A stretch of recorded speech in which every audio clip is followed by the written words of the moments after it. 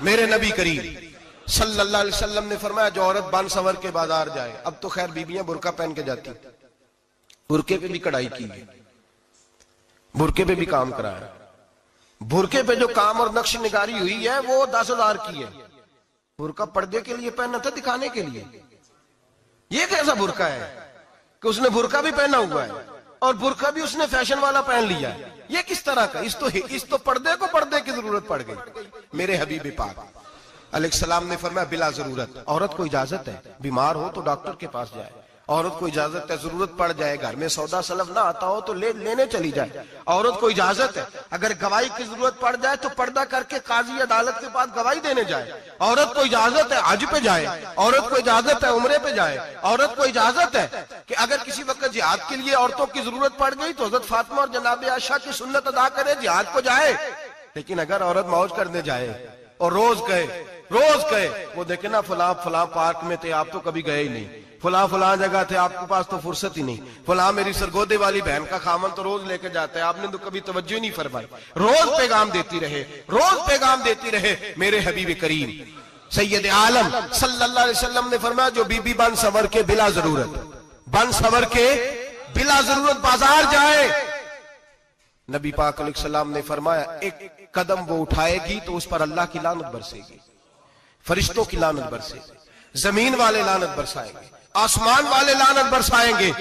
اور میرے حبیب بولے تو فرمایا جب اللہ کی لعنت برسے گی تو میں بھی اس بی بی پہ لعنت ہی کروں گا جو بی بی بن سور کے جائے۔ اور آگے سن لیں میرے حبیب نے فرمایا اگر اس کا خامد راضی ہو اس کے بن سور کے بازار جانے پہ، آپ ناراض ہو جائیں، اللہ کرے اس بات پہ ہو ہی جائیں اور اللہ کرے بدل جائے نظام، جو خامد خود میک اپ کرا کے تیار کرا کے پارٹی میں لے کر کے جائے، جو سامنے والی فرنٹ سیٹ پہ خود بغیر نقاب کے اس کو بٹھائے، جو موٹر سائیکل کی پشت پہ خود تیار کرا کے بٹھائے اور جو خود کہے تو چلی جانا جا، تو شادی بھی تو دیکھا، فلاں کام بھی تو کرا، میں آزاد ہوں۔ میرے حبیب نے فرمایا جس کی بیوی بن سور کے جائے، جس کی بیوی میک اپ کر کے جائے، چیلم پہ بھی بیوٹی پارلر سے ہو کے جاتی ہے، جس کی بیوی بن سور کے نکلے وہ راضی ہو، وہ خوش ہو۔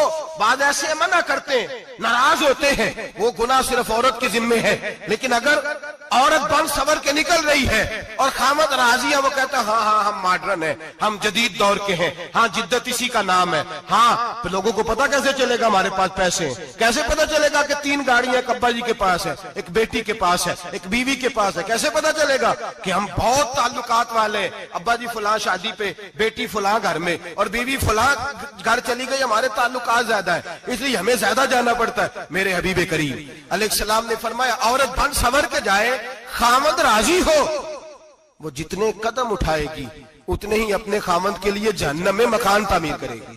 فرمایا اس کے خامد کے لیے اتنے مکان دوزخ میں تیار ہو گئے، وہ جلایا جائے گا، وہ تپایا جائے گا، وہ جہنم کی آگ کا ایندھن بنے گا۔ اور میں نے شاید آپ کو درجنوں بار حدیث سنائی ہو، میرے کریم رسول نے فرمایا بی بی ایک ہوگی پر 4 آدمیوں کو جہنم میں لے کے جائے گی۔ یا رسول اللہ کس کو؟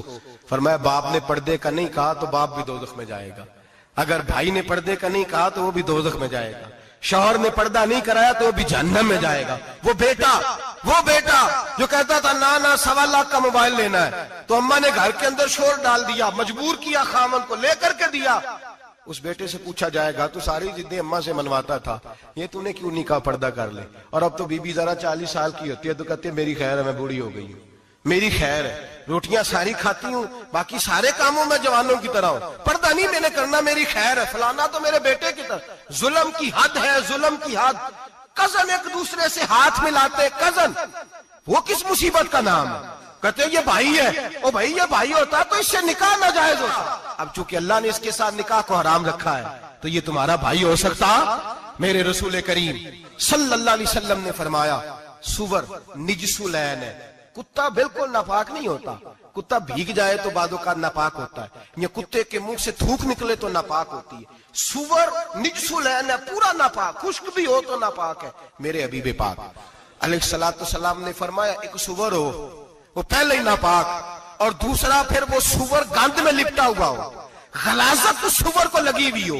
فرمایا ایک تو سور جو نجس العین ہے اور پھر وہ گند میں لپٹ جائے، غلاظت میں بھر جائے، اس کے پورے وجود کو گندگی لگ جائے۔ فرمایا وہ سور گندگی اور غلاظت میں لپٹا ہوا تیرے جسم سے لگ جائے تو اتنا برا نہیں جتنا غیر محرم عورت کا وجود تیرے وجود سے لگ جائے تو برا ہے. کس قدر تفصیل دی, کہاں سے بات شروع کی اور کہاں میرے نبی نے سکھائی.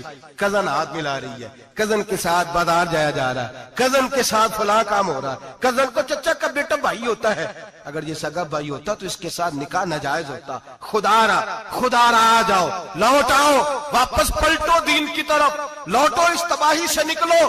یہ جو آگ ہے, یہ جو بے سکونی ہے, یہ جو تماشا ہے, یہ لاکھوں کمانے کے باوجود جو بے برکتی ہے, یہ بڑی بڑی فوجوں کے باوجود جو روز میتیں اٹھتی ہیں, یہ جو روز جنازے پڑے جاتے ہیں, یہ جو روز بیٹیاں بیوہ ہوتی ہیں, یہ جو روز ماؤں کے سہاگ لٹتے ہیں, یہ ہماری نافرمانیاں ہیں. ہم دین کے معاملے میں ہم لوگوں نے نرمی شروع کر دی ہے, ہم اللہ اور اس کے رسول سے بغاوت کرنے لگے ہیں. میرے حبیب کریم سید عالم نور مجسم شفیع معظم صلی اللہ علیہ وسلم نے فرمایا زنا صرف شرمگاہ کا نہیں ہوتا.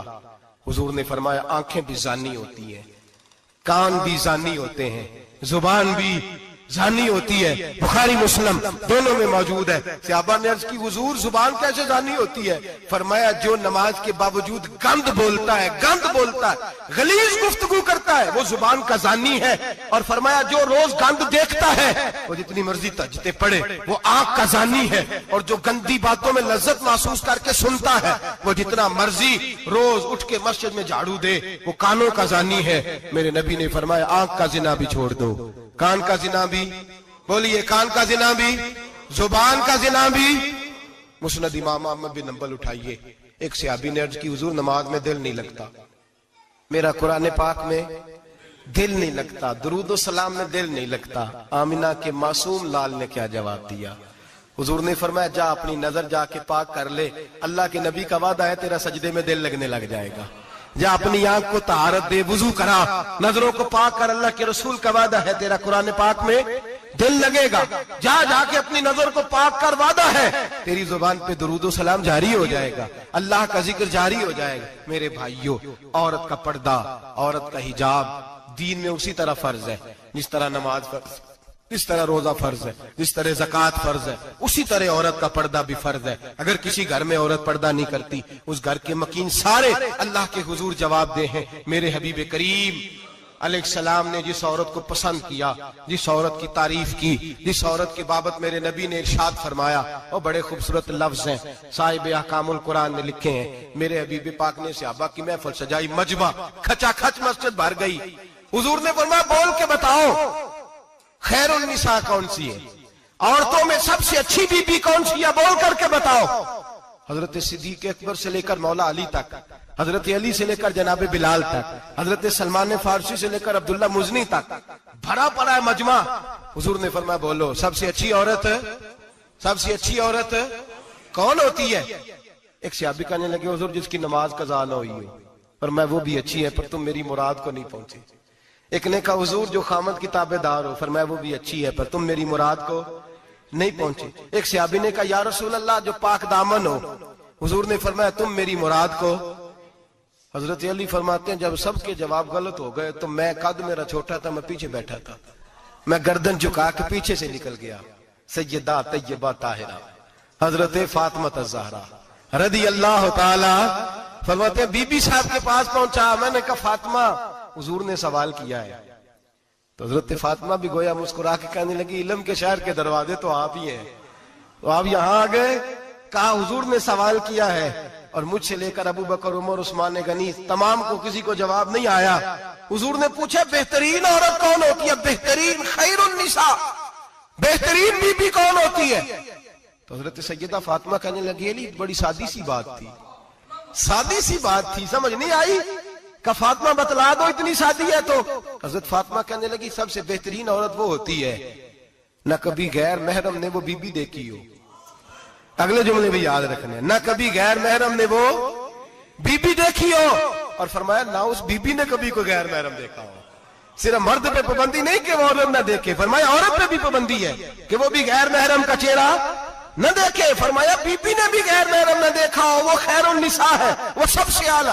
حضرت علی کہتے میں جھٹ سے آیا, پیچھے بیٹھا, بات ابھی جاری تھی, میں نے ہاتھ کھڑا کر دیا, میں نے کہا حضور میں بتاؤں؟ نبی پاک نے فرمایا بتلاؤ. تو کہتے میں نے کہا حضور بہترین بی بی وہ ہوتی ہے جس نے نہ کبھی غیر محرم دیکھا ہو اور نہ غیر محرم نے کبھی اسے دیکھا ہو. علی فرماتے ہیں میں نے جواب دیا تو میرے رسول کی آنکھوں میں آنسو آ گئے. حضور روئے اور فرماتے ہنستے مسکراتے اچانک صحابہ کے آنسو برسنے لگے.